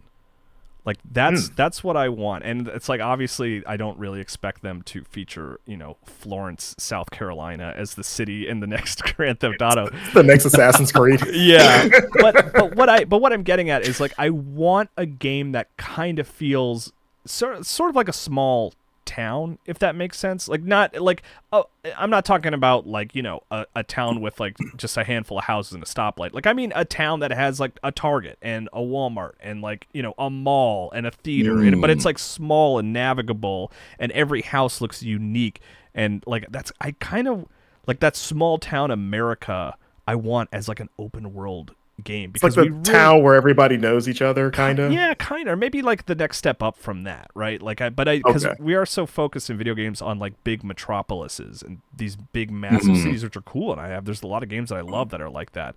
But yeah, I want something on a smaller scale with more detail. I was gonna ask, like, I don't know, did you play it's a different style of game, but like Life is Strange True Colors? Kind of leaned into that. No, but that's like kind of like that, but in like an open world as opposed to like a I don't know what you would call those true. Because you could kind of explore on your own, but like I said, it's like not two open streets. World. Yeah. Like I just want there to be the house that is there's the two neighbors who are clearly having an ongoing battle of like one takes care of their yard and one doesn't, and stuff like that. Like, and just those little stories, everywhere. I think that'd be cool. Yeah. I mean, I think in a post Breath of the Wild world, in terms of like big open world games, I just want more games like that. And thankfully, we're getting more of that, of like less is more in terms of like navigation and doing to do. Like Elden Ring nailed this last year too. Of like, just give me a cool open world that shows me why it's cool instead of telling me why it's cool with icons and stuff. Yeah. Like when I just look at the horizon and I see some weird looking thing, and I'm like, what is that? I'm gonna go over there, And then you get in whatever little misadventure that takes place there. Like, ultimately, it's just like just less direction, Yeah. And then you just sort of like design the world to just make it more visually inviting. It's where like I don't need let me decide if I want to investigate why that giant tree is like glowing and like weird, or why there's a dragon perched on that like tower, like like stuff like that. It like you can apply that to pretty much any sort of like type of open world, whether it's fantasy or sci-fi or small town North Carolina, I guess. Yeah. But, like, Right. yeah. So I don't have like a specific off the top of my head. I'm trying to think of like, because they asked like where we would want it. I don't know if I have that ready, but what are some places that you might want? Yeah. Well, I'll let Charles answer the first part of this question before we tackle that. Yeah, I think my answer to this is something I think about a lot. I think the difference to me between a good open world and great open world is the way I can move around it. Because to me, that's going to really define whether or not I even feel incentivized to go to all the places. So Spider-Man is a perfect example. It's always like my go-to example of this is like, I like web swinging. I like moving from point A to point B. So I'm just gonna 100% that world because I can. I think the other instance of it was Mario Odyssey. It's not an open world, but that was a game where once it was done, I was like, oh, I like jumping and diving and throwing my hat at stuff so much that I want to see more of this world.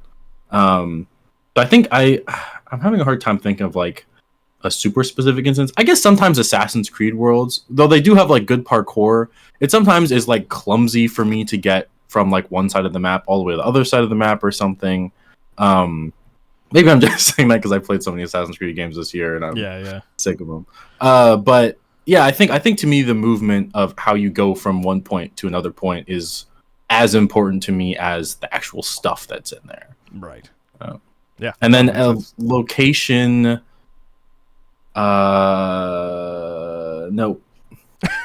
I don't. Nope. Oh, the film Nope. The film Nope. You want it on that farm. That's kind of small town. Yeah. Really, I can think of like I want a Superman game. Or I want a. There's a lot of like.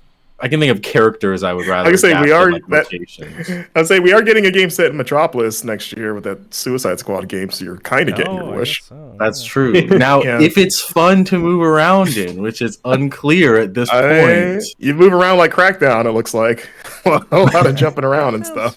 pretty fun. Jack Crackdown's fun. Yeah. You know what? Atlantis. I know that Assassin's Creed DLC sort of did that.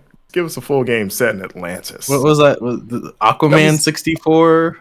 Was that Oh, there was like a GameCube era Aquaman game that was supposed to be awful. What was the? Wasn't I'm thinking of the? There was like Superman 64, and then there was like a very similar Aquaman game. Yeah, I think that was on like PS2 and GameCube. Yeah, give us awful. I mean, it doesn't have to be DC's Atlantis, but there's a game called Aquaman Battle for Atlantis. That might be what IGN gave it a 3 out of 10. Baby. Oh, we gave it a 2. There we go. I think I vaguely remember this. It's hard to remember pre-Jason Momoa Aquaman now. I remember working at a GameStop and having a lot of used copies of that game. That's what I remember. You sent them to the fishes. I don't know. Well, I'll fix it in post. Don't worry, Marcus. Insert a funnier joke. Yeah. You didn't even get through the joke before you're like, Brian jettisoned it. Let's see. We got another question here. Quillgrim asks, if you could import one mechanic from any game to any other game, what would your picks be? About? Oh, go ahead, Marcus. Yeah. Spider-Man web swinging in a Sly Cooper game. Kind of like the later Sly Coopers are kind of a little more openy. Yeah. He just has like a grapple hook basically because he's a thief. He's got tools, but he could get around as gracefully and quickly as Spider-Man. And maybe he could have the wingsuit too because that's like a thief could have that because they have all kinds of tools. They got to get around. I remember I was playing. I reviewed Quest, in which you can find my review on the site. And I'm trying to look up what the game was, but I was in the middle of playing Spider-Man. I was also reviewing Quest, and I booted up this game called any second now. Resist is what the game was called. Resist, and the game opens up, and you're on like a city street, like looking up at buildings and stuff. And it was like in my head, I was like, oh yeah, if I was playing Spider-Man, I could like swing between these buildings and stuff like that. That'd be cool. But this isn't what that game is.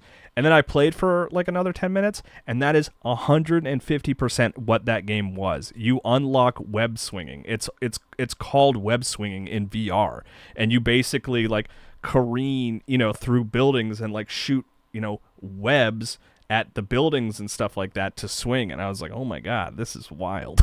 And it was pretty fun. Why that reminded me real quick is that Sonic Superstars, the Chaos Emerald stages, is web swinging. Oh, really? Because you're like, I just remembered that. Because you're like in this weird void and there's all these floating nodes and the emerald's like running away from you basically. And the way you chase it is that you have to shoot these energy strands and you're like swinging your way to it. And I remember playing thinking like, two web swinging video games in the same week. That's all. The answer is just web swinging.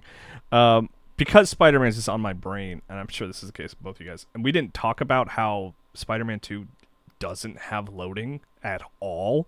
The fast travel is amazing. That's what I'm saying. Actually, the fast travel, which I didn't quite understand how it worked until after a while, but like the way it works is like you unlock fast travel in the sections as you progress through the game, and once you have that section unlocked, you put your cursor anywhere in that section and you hold down triangle and you're instantly there. You get a cool animation of Spider-Man like swinging into the spot. And I was like, well, this is how fast travel has to be for the rest of time. Like you just press a spot on the map and you're there instantly. Like that's crazy. It might be the purest delivery of the promise of like the PS5 fast loading thing. Yeah. Of like, oh yeah, this is what I expected when they first showed that off 3 years ago. Switching between Miles and Peter is instantaneous. Fast traveling is instantaneous. I had a moment like partway through the game where I was like, oh yeah, in Spider-Man 1, I remember looking at like slow moving images often, and they would show off all the suits you unlocked and stuff. And it wasn't until I was like 60-70% through the game, and I was like, oh yeah, I haven't seen a loading screen this whole time. That is insane. Yeah, you're saying that's the mechanic you want in other games is instantaneous fast travel? Yeah, that not to fast travel points on the map, but just like literally anywhere I click. Yeah, take me there, please. Yeah. Charles, do you have an answer for this? The best I could think of is I want more Pokeballs in different games. I couldn't think of the best game to add Pokeballs to off the top of my head, but I do just love the idea of I don't know. In like Starfield, there's a bunch of weird aliens. I'd love to just catch some of them and then have them for just want later. to. It's not the Pokeball. It's just the mechanic of you get to take the monsters and you just have them as yours. Well, but it's not as fun if it's not Pokeball. Like you want something, you want a device that you can throw and it sucks things up. Yeah, and you can, but then they're your friends also. The mind washing capabilities of the they might be. Yeah. Is it friends if they're forced into it? Yeah. in Pokemon, yes. Do you think when Pokemon got popular and kids were all excited about the concept of a Pokeball, Dan Aykroyd and the rest of the creators of the Ghostbusters were like, that's our thing. Like, we had the ghost trap. You throw that at the bad thing, and then you capture it. That we created that. They're probably upset about it. I'm sure Dan Aykroyd loses sleep over Pokemon. I mean, if they ever modernize Ghostbusters, maybe that's just what the ghost trap is now. It's a little ball they throw. Maybe. Yeah. Are you saying that you completely forgot about the recent Ghostbusters movie that took place in whatever year it came out? I like that movie actually. I liked some of that movie. Yeah, the ending made me tear up. Oh, really? And maybe that's just because I'm such a Ghostbusters fan that it just hit me in the feels. The ending made me think maybe this is a bad idea and we shouldn't have done this. See, you cried in a different way. Yeah. No, that movie has some good stuff going for it. But I do feel like it just came and went all of a sudden. Oh, it totally did. They're making a sequel, apparently. Yeah, maybe that'll be better. All right, here, last question here from Ace Click, Cody Gibson. Hey guys, Spider-Man 2 big talker, but as it's a sequel to a much-loved game, it got me wondering, when a game like this comes out, how often do you go back and replay the original? Or is just enough to get that previously on clipped? Is it just enough to get the previously on clipped? I replayed both Miles Morales and 2018 earlier this year. I'm so hyped and ready to jump in right away. I like never ever do that. I don't know why. I mean, I've been thinking, for the first time in my life, I was kind of thinking maybe I should do it with Alan Wake, because it's been like a decade since I played that game, and it's kind of a confusing game. It would be nice to have the story fresh, going into the sequel. But usually, I feel like I'm wasting. Like, I'm so excited to web swing in Spider-Man 2, right? I don't want to waste that web swinging on site excitement by going back and playing the first two games. Is that stupid? That's a kind of. I know what you mean. Yeah.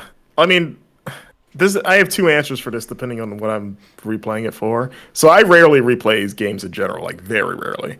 I treat them like books. It's like, oh, this was good, I'm moving on to the next book. So even for games that I haven't, like, if there's like a long gap between sequels, I think I tend to have a pretty good memory, right? I don't really need to remember stuff. Like, it's like, oh, I remember the broad strokes at the very least, and it might not even matter depending on the game. But then, I'm afraid if I replay it, I'll burn myself out on it if it's similar enough to what came before. So like Spider-Man, it's like I love those games, but like I'm not going to replay 2 open world games before this other big open world game comes out. And then also just like if I do need a refresher, I'll just read the Wikipedia synopsis. Like, because sometimes if it's like a story thing, just reading it is enough to be like, oh, I remember this now. Like, I read a few lines and then it fills in the gaps and it all comes back to you. You're like, okay, I'm good. But yeah, a lot of that is kind of like you, Kyle, where you kind of want to preserve that. Like, it's been 5 years since this game. I don't want to. I'm all that built up is like ready to go. I don't want to like expend the meter on the game I already finished. It's like I want to blow my whole meter on this game, this new game coming out. So I don't. But however, if it's for work, if it's a sequel to something I haven't played in a while for work, I will do a little bit more due diligence just because of like if I need to see mechanically how this has aged. Or especially if they changed it in some way or just a new system, where like I'll get in there for a bit and be like, okay, this is how this played now. Now I can compare it to whatever they did for the follow-up. So in that case, I might check it out for a bit, but if it's on my own time, almost certainly not. Yeah. I replay games fairly regularly. So the Spider-Man games I think are a bad example for me because I sometimes will just be like having a bad day and I will just boot up a 100% completed save of either Spider-Man games and you can just swing around and do crimes. I was like, that's great. That's all I want. That's fun. Wait, do crimes? Sorry, stop crimes. I guess. Which I guess technically, vigilante is a crime. Technically.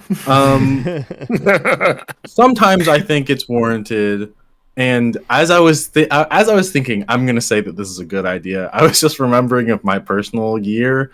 I played so many Assassin's Creed games, and can I tell you, I am not into Mirage because I'm so sick of playing Assassin's Creed games. And if I hadn't just played 10 Assassin's Creed games, or however many I played, then it would have felt way more fresh and new. And instead, it was just like, I don't know, I prepared for eating dinner by eating 10 meals beforehand, and now I'm not hungry for dinner anymore. That's so funny.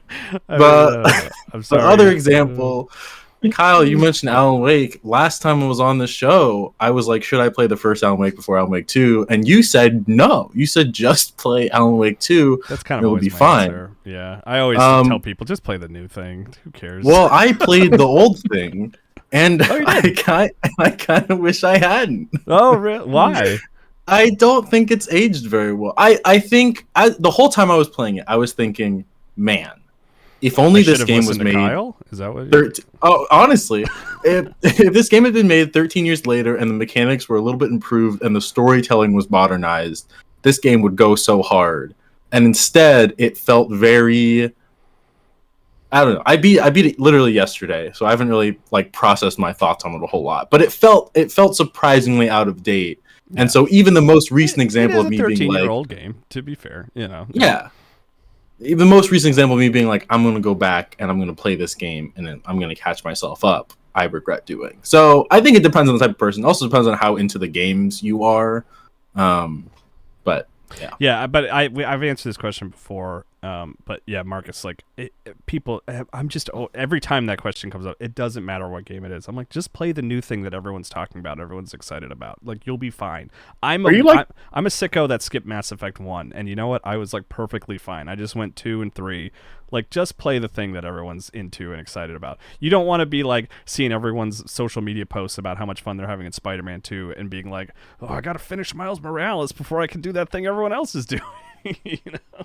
Yeah, I mean, in that case, and this is something I've been grateful for modern gaming, is that so many more series will do the big recap thing. They have a video that plays. It's hey, you didn't play these. Here's Spider-Man 2. I think may have. I gotta check my. It does. It prompts you in the beginning, hey, you want to watch this? Oh no, I know. I was gonna make a joke that it's the first good one that actually truly tells you what happened in the last game. Oh yeah, it's always just a montage of nothing that I'm like that. I'm more confused now. I think the worst example of that was the recap for Kingdom Hearts 3. That was let's try to summarize. To be fair. Yeah, it's you would expect. This series is so confusing. I'm sure Square Enix more than anyone can simplify this for everyone. And like the way you said, this is a bunch of out of context clips that does not explain how anything in this universe works. A shoulder shrug emoji would have been as effective, I think. Yeah, you're turns out you're better just watching a 40-minute YouTube video with at least the person breaking down everything in a way that makes sense. Yeah. Or just be friends with someone who loves Kingdom Hearts and be like, all right, let's go out to dinner, and you just you explain this thing to me. You're banned. So yeah, but thankfully, I think games are getting better about their recap videos in general. I think God of War had a pretty good one too, from Ragnarok, from what I remember. The thing that I liked about Spider-Man's was, even though it was cheesy, and it has a narration that's in universe, right? I guess we can't really spoil the recap, I guess, but it's it's Peter and Miles talking to each other about, remember when this happened, And it's just get a YouTuber. If you're a developer of a big popular franchise, hire a YouTuber to make a recap for you, and let them just narrate it. And what I mean? It's not even their video. It's just straight up a YouTube video that they just posted in the game. It's a honestly, QR code to a YouTube link. I would be totally fine with that. Honestly, What if it's an annoying YouTuber though? If they're what if you click on it? Yeah, what if that YouTuber becomes a problem a year later and they gotta patch out the recap? Did you say Logan Paul? I said Jake Paul, but Logan Paul's also bad. Pauls. Hey, we're the Paul Logan brothers. Paul's fighting Rey Mysterio pretty soon. Okay, I like the idea of Jake Paul being like, "All right, here's what happened in the original Alan Wake. I'm YouTuber Jake Paul." He's literally holding up a script to his face. I like a version of that where he doesn't actually know what happened at all. He's like, so then there's like a cabin, but there's not a cabin, and he keeps losing his flashlight. That's for sure. He's breathing really heavy because they literally shoved a script in his face when he just finished a boxing match. He's still got his gloves on. I think it's definitely Donkey, but I don't remember if it was Metal Gear Solid or Kingdom Hearts that they did a recap video.